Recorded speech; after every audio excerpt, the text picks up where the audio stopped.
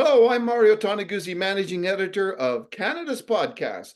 Today on Calgary's podcast, my guest is Tammy Fan, who is CEO and founder of Luxe du Jour. Thanks for joining us today. Thank you for having me, Mario. All right, let's talk a little bit about Luxe du Jour. Tell me what it is. What do you do? Yeah, so Luxor is the first luxury platform where users can shop, sell, rent, or restore pre-owned authentic designer handbags and accessories all in one place. That's what we do. And tell me a little bit of the history, how this started. Well, it all started because I'm a bag addict myself. So I started collecting bags, designer bags, authentic bags when I was when I was a little bit younger, because growing up poor, you don't really get that. And that was kind of just a dream I've always had. Is like, what is it like to kind of own this luxury, knowing my parents never grew up with it. I was never surrounded around it. And as I started collecting designer bags, I really grew to appreciate like the craftsmanship, the understanding that some of these designer bags are investments. I was able to buy a Chanel bag 8 years ago and be able to sell it for higher than what I paid for after 4 years of using it. It was pre-owned after, and that's what got me, kind of in the midst of really intrigued about this. And eventually it really solved a lot of my problems in terms of finding a trusted platform to sell your high-end designer bags. And that's pretty much how I started. And there's of course, like, I could go on for hours about the background of how I got into it, but that is the main majority, that how I grew to have this passion. So how old would you have been when you started doing this? Well, I started collecting designer bags before I was 18. It was just like this. I worked since I was 14, honestly 12, but I don't know if that's legal to say. Like, my parents put me to work at 12. But I started actually this business when I was just around 22, because it wasn't initially supposed to be a business. It was just to sell my own collection online. And I couldn't find anywhere in Canada or in Calgary that specialized really in selling these high-end designer bags without taking that 50% or 40% commission, because these were really expensive bags. And so Instagram was just peaking at that time. So I started just creating this Instagram account to list my personal items, me and my best friend's closet on here. And that's pretty much how it started going. It was really, Instagram was never a platform to buy and sell, but for some reason we thought, let's just start listing our items. And we started building up this community that started buying our items and then wanting to list their items on our Instagram. So that's how it started. So I started around 22 years old. Wow.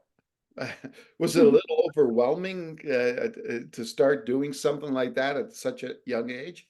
It wasn't overwhelming because it was a hobby. It was like, oh, I'm just trying to find a place to sell my items. And I love talking to my these bag addict clients about like these bags that they wanted to buy. I was just so passionate about talking about it, discovering more, really being inside the head of a bag collector, because I was that person. So I was connecting with the community. It wasn't overwhelming because I also had a job. And I never thought it would ever turn into a business. So, okay. So I'm a man, obviously. Tell me, what's the fascination women have about bags and Uh, purses and stuff? Bags. So I think what it is, partly for me, it's like a token of my accomplishments, because of course, luxury is not everyone can afford luxury. And just like when Yeah. I accomplish something, I feel like I want to reward myself with something. And I don't know if I could speak on all of women, but for me, it was really like, if I make this accomplishment, I want something to reward myself with. And I was like, being able to afford an authentic designer bag as that accomplishment token for myself to reaching that milestone, because I always want to do better and I want to reach the next milestone. And I want to also, have another token of like an accomplishment, a sense of accomplishment. That's how I felt. But then on top of that, there's this other world of women that really appreciate authentic, the leather quality, the timelessness of these designer bags, and the value, surprisingly, a lot of people don't know the true value of certain designer bags that could appreciate over time. Just like how I would never understand a baseball card. How could that be ever sold for $1 million, right? But of course, the baseball collector and lover will know. I Yeah. never understand how art could be resold for millions and people and multimillionaires make money on paintings. I don't understand because that's not my world, but this is my world, the bag world. And so many women know the value of certain designer brands and styles that appreciate over time. So that is another demographic of women. And I'm the median. I love it because I feel I'm rewarding myself with something I love. And then it also appreciates in value. It's like a stock that I could wear with style. Yeah, no you're kidding. Yeah, exactly. So, recently you were on Dragon's Den, right? Yes. How did that go? It went amazing as well. Like, I can't believe the first round we ever raised, I decided let's do it on national TV. But it went amazing, and it was definitely not the outcome I wanted. But because I came in asking for $3 million for 10% of the company. At the end of it, I was shocked that I even got something better. Even though it wasn't the valuation, I just knew this is the value. I'd rather own a part of a future billion-dollar company than to own a majority of just a multi-million-dollar company. So I think it honestly went so well, and I heard really heartfelt. They cut off parts Arlene said that Arlene made me felt so heartfelt. Arlene says, you did this all by yourself. You don't need any of us. You just need to raise debt. And she was willing to sit on my board. She said that. And she's because I told her, I'm tired of doing this by myself. I really want a deal. I really want a strategic partner because I don't have that fancy degree. And I don't have that expertise. I don't have my parents supporting me because they're also immigrants. So I really just want that partners. And when Arlene said that to me, and then just to hear all the other offers that the Dragons believed in me, that was the best experience of my life, just as an entrepreneur. So what was the outcome of this? The outcome of the Dragons Den, I got a deal with Manjeet and Michelle at $3 million for 20% of the company. Wow. Yeah. That's gonna be like when you sit back and think about it, it's kind of like, whoa. Yeah. Right? Like what sorry if I mind asking you, like how old are you now? I'm 30 now. Okay, at 30. Yeah. Uh, so what would your advice be to young entrepreneurs getting into something what's your best piece of advice for them? Right now in this day and age, I want to give the advice is utilize the internet, utilize these social media platforms because the technology is always changing. Like ChatGPT also has changed the way I have done so many things, as well as Instagram. It was peaking at that time, but had I not used this free platform that was offered at that time, Luxe du Jour wouldn't have even existed because I didn't have the money to just invest into a website and pay all these ads. I didn't even know how to run ads. It's utilizing all the free resources that's available now online. And because the world's constantly changing, you constantly have to change and you have to adapt. That would be my advice today because there's so many free platforms like TikTok now could make you or make your company. Yeah. Yeah. Is there sorry about that. Okay. Is there when you look back at your I guess career in this journey, what do you think your toughest challenge was through this? I think the toughest challenge for me was to be the face of the brand. And I think I can resonate a lot with a lot of people who are afraid of that because I know that we're scared of what people will think because I've been always under a microscope through my parents and kind of ridiculed and not like when I was trying to start this business, my mom would be like, oh, did you sell? She would kind of make remarks like, oh, did you sell a bag yet? Or something like that. Like I don't like to think about it because then I'll want to cry. But it's like being in front of people that can criticize you. because I've been criticized my whole life from my parents. I've already went through that. I didn't want to go through that again. So being the face of the brand was something so scary for me to Yeah. come out and face. But Yeah. I was so passionate that I feel like none of my content creators could do it the way I wanted to do it. And Yeah. so I just overcame that fear and I did it. What what advice would you have for people in that regard? How do you overcome a fear? How you would overcome a fear is look at the all the possible pros. Think about, you don't want to go through life like I don't want to go through life thinking, what if I did it? Because if I never overcame of all the possible pros and possibilities that could have came from the great, like the great, the positive, the happy things that could happen, I would have never stepped foot in the dragon's den. I would have never put myself in that position to be looked at in that kind of spotlight. But it's thinking like, wow, this is possible. It's like, what if you did get that deal? But if you never conquer that fear, you're going to always keep having these nightmares of, what Yeah. if I did that? What if I did that sooner? And that's how I ended up conquering my fears. I was thinking about all the amazing possibilities. It's who I would be disappointing if I didn't. Mm. So I did it. So, growing up, like, what did you want to do? Like, become? Growing up, I wanted to be a business owner because Really? my mom was she owned a restaurant, and I think I think growing up, I either wanted to be something in fashion, like a fashion designer. I think I have a very creative mind. This Yeah. was when I was really young, like 14 years old, when we had to do these school projects, and for them to ask you, what do you want to be when you grow up? I actually put fashion designer. But then growing up and seeing my mom work really hard and being able to try to support us running her restaurant, I I I knew I wanted to be maybe a business owner one day.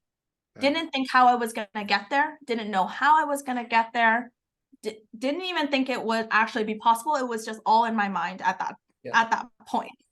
So when you were, going through, initially, the business side of what you're doing, did you have any people, outside of your mom and running the restaurant, but did you have any people that you had as mentors, so to speak, or even as examples, not on a personal level, but maybe just out there that you kind of looked up to and were inspired by?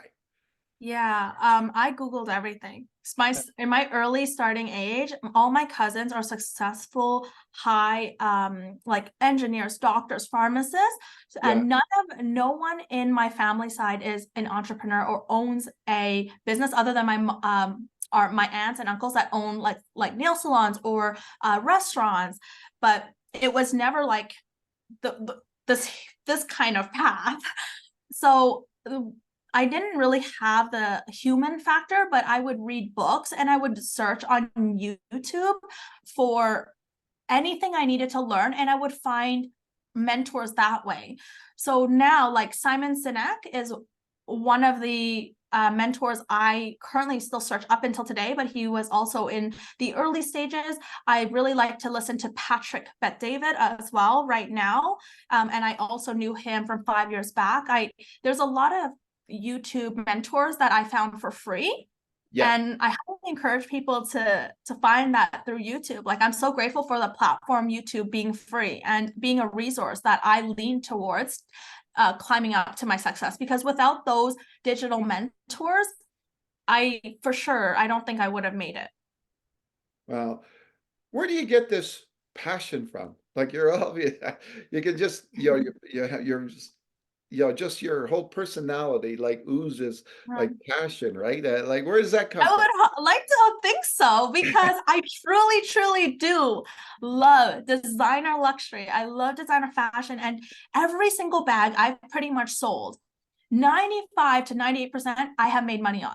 And I just want to share that education and kind of share that knowledge and share my experience with everyone, because imagine having a passion that pays your bills as well, right? Like, how could I not be passionate about that? Yeah. So that's I think where my passion comes from. I don't wake up thinking I have a job.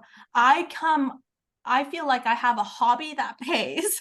Yeah. So I come to work and I'm so happy. Like, yes, is it stressful? Yes, it is very stressful. But I come to work and I'm so excited about what I get to do every day and share my knowledge and kind of exude that passion, because I hope that everyone is able to find that passion that pays as well, because you don't think it's work. Yeah. Yeah. So what do you do to handle that stress? I actually just started meditating through Calm, guided meditation. I also do Pilates on my free time. I also have a lot of me time. And I think it's really important to have me time. I time block on my schedule, me time. So whether I'm having a facial or having a spa date, I need that me time to really be in my own thoughts and be away from all the chaos that happens at work, even though it's fun chaos. And I love that chaos. It's really handling that stress through work-life satisfaction, not work-life balance. And I got that from a book that I read. Wow. Do you think that's one of the toughest things for entrepreneurs, especially young entrepreneurs when they're starting out, is to find that quote unquote me time? Yes, it is, because you think you're leaving your 9 to 5 so that you could be your own boss, but you're leaving a 9 to 5 to do 24/7. We end up living, sleeping, breathing our work. And if you don't set the time aside to really take care of yourself, you'll feel burnt out. Even though you're like, this is my business, I need to make it work. You need that me time for yourself. And it is really to make sure your mental health is in a good state, because you can't run your people, you can't run your company well if you're not well. No, that's so true. That's so true. Yeah. Where do you think you're going to be in 5 years? In 5 years, I think I will make my day one clients and all the clients at Luxe du Jour proud by either going public so that they have the opportunity to invest in the company, because I feel like they already invested in the company because they've been supporting me Yeah. back in the day. They were meeting me at parking lots, dropping off their bags or buying a bag. And now it's different, but they have still followed me through the journey. So in 5 years, I plan to make all my clients at Luxe du Jour very proud and make it benefit them. I plan to lead a very strong team of young executives. I know this is really unconventional, because when we got investors, of course, they probably want the person with 25 years of experience as an executive to sit on the board. But I said, no one, the people that are going to sit as the C-suite within my C-suite is going to be the people that work their way from the bottom to the top. I want to make the youngest executives, because I don't need the fancy degree. If I could do it without a fancy degree, I believe in my people to make it to the top of that corporate ladder without a fancy degree, and I'll get them there, because everything is teachable. But you can't teach loyalty. You can't teach the ability to adapt and change. And what I had, the fire inside someone. Yeah, exactly. So, when you look at where you're going with the company, any thoughts of like how you're going to expand? Like, obviously, what does this investment mean for you, and what's going to happen in the near future with the company because of that investment? Well, the investment is really to keep improving the technology side of Luxe du Jour's app and the platform, as well as really taking more of a global presence. So we have our eyes set in Dubai. We might open a head office in Dubai. We really want to take the unconventional way, not necessarily brick and mortar stores, but we really want to improve the technology. And I think there's so much that I have to offer to improve the overall app and the technology within Luxe du Jour to really change the way people shop, sell, rent, or restore pre-owned designer luxury. I think you just got to wait and see, because we're not the most conventional way of how we market. And we do a lot of surveys with our clients, and we ask them, what could we do better? What would you love to see? And we actually take that feedback and we execute it and implement it to make it better for our clients and the users. Yeah. Now, you know what, over the years, customers and clients obviously are important because the existence of the business depends on them. But do you think, over the years, how do you think customers have changed in what they want and what they need from a brand? Customers have changed over the years, moving more towards circular fashion and sustainability.